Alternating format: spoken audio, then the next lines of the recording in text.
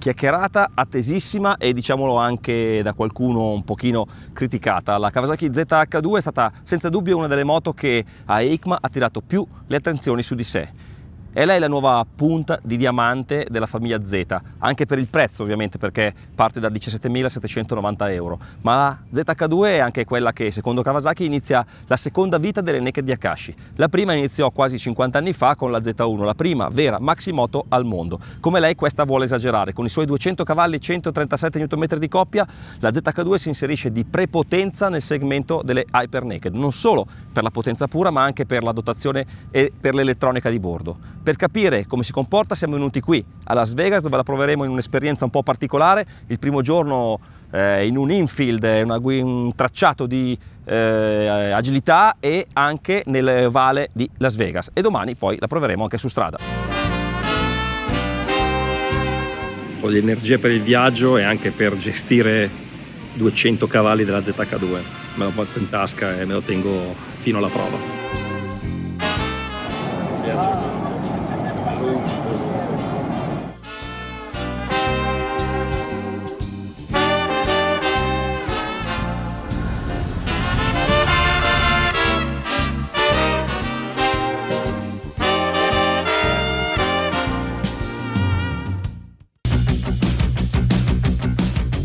E così è arrivato anche il momento della Naked, non una Naked qualsiasi, ma la Naked più estrema mai costruita da Kawasaki. Il progetto H2 vede arrivare un nuovo elemento in famiglia, forse il più interessante dal punto di vista commerciale, sicuramente il più interessante dal punto di vista tecnico, perché al momento Kawasaki sembra essere l'unica casa in grado di produrre un motore da moto sovralimentato regolarmente omologato, una strada che finora nessuno è riuscito a seguire.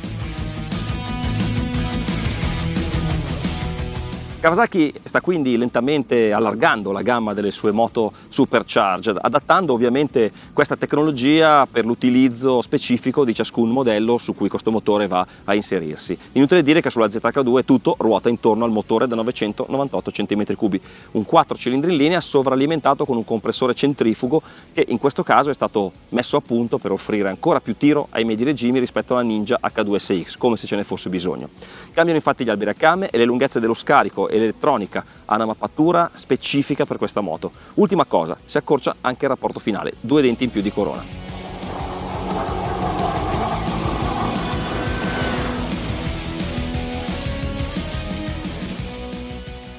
Anche il telaio, differente da quello delle Ninja H2 e H2SX, sempre tubolare in acciaio, non si può però considerare un vero e proprio traliccio visto l'andamento particolare in cui il motore funge da elemento stressato. E poi c'è un forcellone tradizionale derivato dalla supersportiva ZX10R al posto del monobraccio, che a dirla tutta ci sarebbe stato anche bene.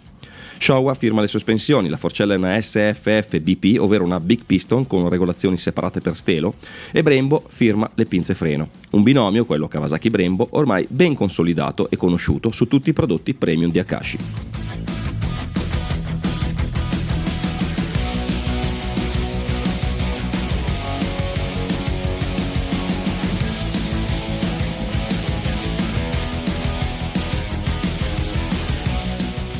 Per giocarsi ad armi pari la battaglia in un segmento incredibilmente combattuto come quello delle Maxi Naked, andatevi a vedere qua sopra il video della nostra comparativa dello scorso anno e guardate con che poco distacco si è giocata la vittoria finale. Non si può certo lesinare in tecnologia. Kawasaki ha sempre giocato, diciamo, un po' di conserva sulle Z per quello che concerne l'elettronica. La motivazione ufficiale è sempre stata che l'elettronica non era necessaria su moto da macho come sono queste qua. Certo è che ora che potenza e coppia sono diventate davvero importanti, ad Akashi hanno accelerato parecchio anche in questo campo. Così l'elettronica della ZH2 è da prima della classe, con ride-by-wire multimappa e piattaforma inerziale IMU a 6 assi della Bosch che sovraintendono il controllo di trazione, anti-wheeling, cornering ABS, launch control, tutto per far sì che la ZH2 sia una moto super performante e ancora da macio, ma sia soprattutto una moto facile e usabile anche nella vita di tutti i giorni.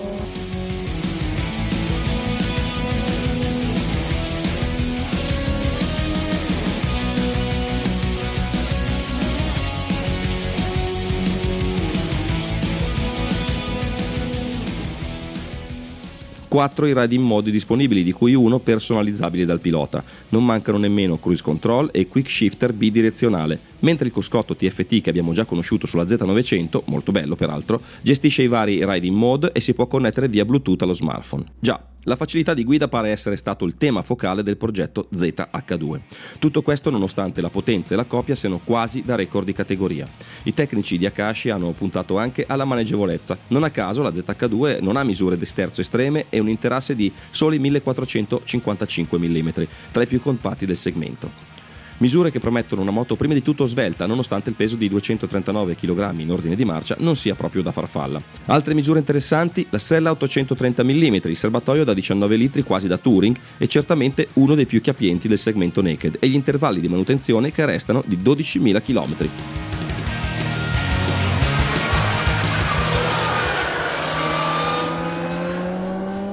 Eccoci qua, diciamo che è una questione di filosofia. Facendo una trasposizione nel mondo dell'auto posso dire che se le moto europee, le naked europee sono tipo Lamborghini, Ferrari e Porsche, e quindi sportive, lussuose e con una grande attitudine verso la pista, la Kawasaki invece è un po' una sportiva all'americana, una sorta di Corvette se vogliamo, una Camaro, una Dodge, tanto per capirci. Tanta potenza, tanta coppia, un'erogazione molto forte perché il motore è veramente forte, ma non quell'attitudine alla guida super sportiva o tra i cordoli che hanno mezzi dichiaratamente più sportivi. Ho detto che tutto ruota attorno al motore ed è proprio vero, anche dopo la prova su strada lo confermo, perché questo 4 cilindri è a tratti fenomenale per come eroga la potenza.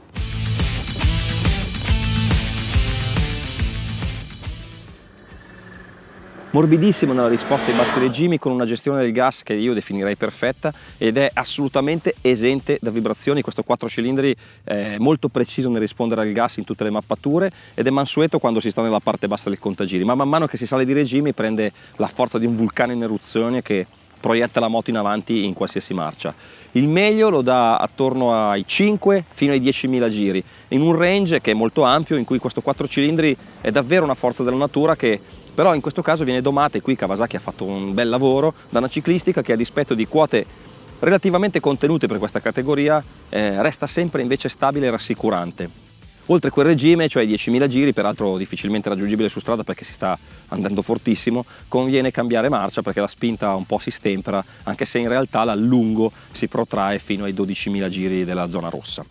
A dispetto delle prestazioni che sono davvero elevate, la ZH2 alla fine è una moto comoda perché la sella è larga, anche se l'imbuttitura secondo me non è proprio morbidissima, la posizione più seduta che caricata sul davanti, simile un po' a quella della Z900 secondo me, ma secondo me è caricata al giusto per compensare la spinta dell'aria che ti arriva a velocità autostradali.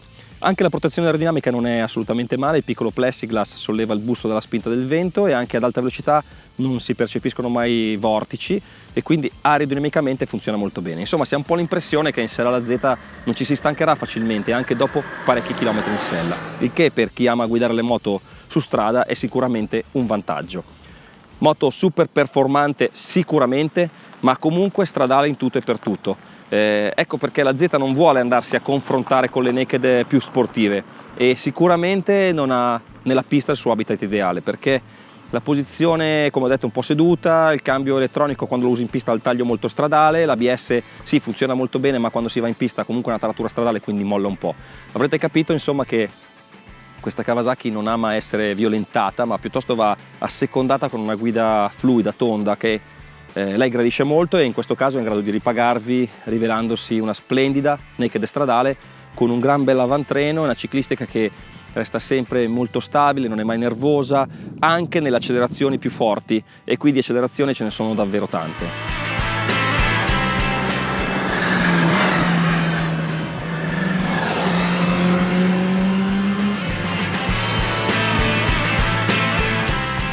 Un avantreno che sicuramente non è molto svelto, la moto non lo è, quindi non è svelto nel traffico oppure sul super stretto, ma resta molto gratificante sul medio veloce. Molto bene invece il controllo del gas e le mappature in tutte le mappature che abbiamo usato, e anche i controlli che non saranno super raffinati, ad esempio non è possibile regolare separatamente anti-wheelie e traction control, però tutto funziona abbastanza bene. Non è una moto leggera, l'ho detto, ma devo dire che alla fine il peso quando la guidi non si sente tantissimo, anche se la ZH2 è una moto molto rigorosa, dove la metti sta, è rigorosa, precisa nel seguire la traiettoria, non è molto reattiva però nel cambiarla all'ultimo secondo. Quindi diciamo che come tutte le H2 anche la Z è un po' un mondo a parte, che riesce un po' difficile confrontare con altre moto sul mercato. È una naked sicuramente strapotente, ma è comoda, è super veloce ma non è pistaiola e ha un tiro ai medi regimi che veramente fa impressione. La prova che Kawasaki ha organizzato qui a Las Vegas è sicuramente un po' particolare, anche se dal mio punto di vista alla fine è comprensibile, perché guidandola su strada e dovendo subire i limiti americani che sono a tratti insopportabili, gli uomini in verde ci hanno portati in un tracciato di handling nei pressi del circuito di Las Vegas per iniziare ad assaggiare cosa questa moto può fare.